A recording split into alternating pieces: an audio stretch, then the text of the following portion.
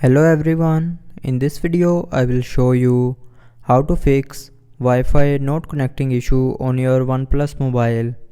So before starting the video, don't forget to subscribe the channel and also press the bell icon.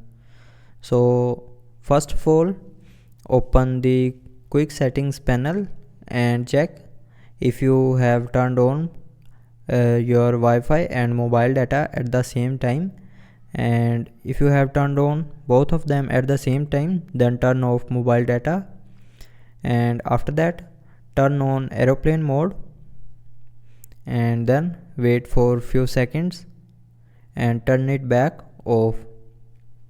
So after that your Wi-Fi connecting issue will be resolved. But if it doesn't fix your problem, then try restarting your Wi-Fi router.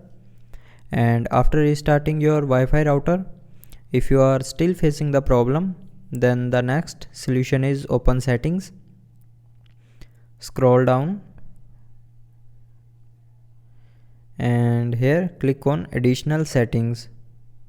Now in additional settings, scroll down and click on backup and reset, and then click on reset phone.